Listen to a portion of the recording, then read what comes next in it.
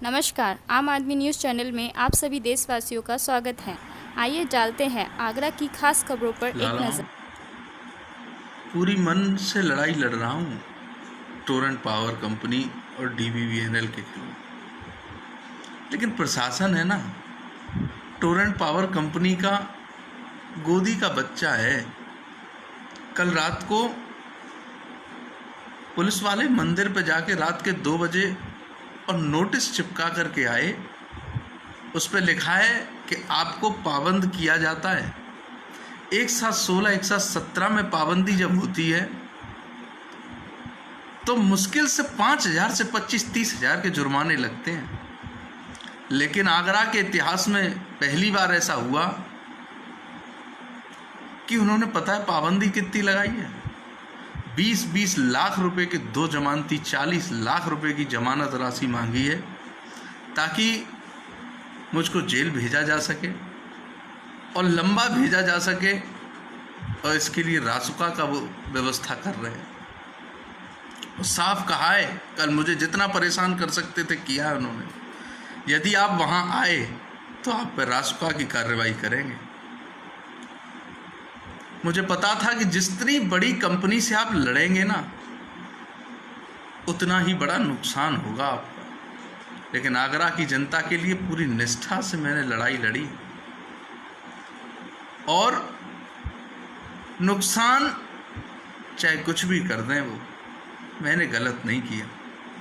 मैंने ईमानदारी से आपकी बात रखी है। बस दिक्कत क्या रही ना, बिका नहीं। या तो बिक जाओ, नहीं बिकोगे तो वो तोड़ देंगे पूरी तरीके से। बहुत दुख हो रहा है कि 22 लाख लोगों के लिए सत्य और निष्ठा से मैंने बात को जब रखा और लड़ा है ना, दिक्कत कोई नहीं है। बात यह है कि जब हम लोग अपनी आवाज़ ही नहीं उठा पाएंगे, अपनी बात नहीं कह पाएंगे, तो कैसे रहेगा। मेरी आपसे प्रार्थना है, मैं कोठी मीना बाजार मैदान जाऊंगा, मैं नहीं रुकूंगा।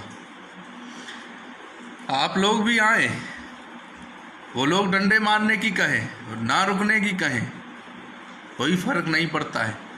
इनको गिरफ्तार करना है ना, ये कर लें गिरफ्तार। हो सकता है कि अब मेरी आपसे मुलाकात बहुत लंबे समय के बाद हो, लेकिन आपको याद रखना होगा कि एक बालीयोगी था जो आगरा के लिए लड़ा और आगरा के लिए जिया।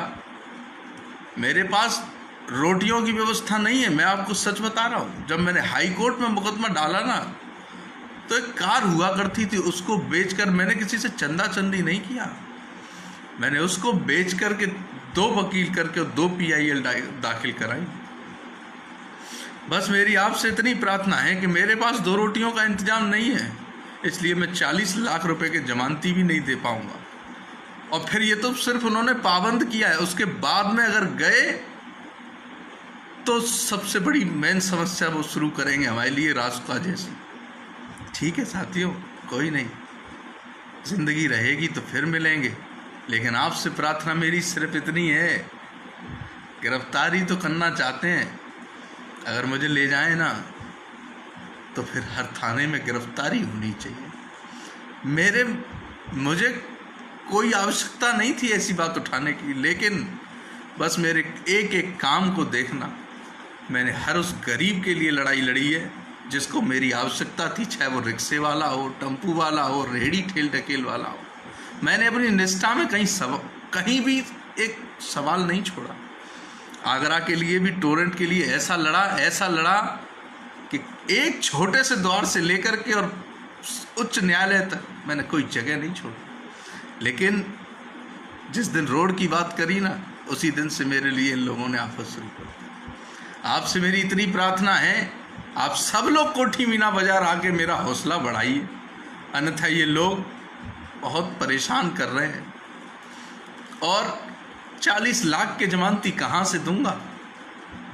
इसी भरोसे पे जा रहा हूँ कि आगरा के लिए लड़ाई लड़िए तो आगरा के लोग इसको समझेंगे। और साथियों, आओ कोठी मीना बाजार मैदान, और जब मैदान में नहीं होना तो गिरफ्तारियाँ दो। इससे ज़्यादा क्या करेंगे? बस गिरफ्तारियाँ दो।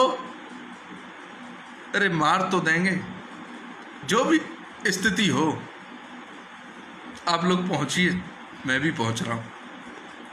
कोई नहीं है मेरा आपके सिवाय, कोई नहीं आएगा मुझे छुड़ाने के लिए बोल कर नहीं भाई छोड़ दो। लेकिन दुखी हो गया यार, बहुत ज़्यादा दुखी कर दिया इन लोगों ने।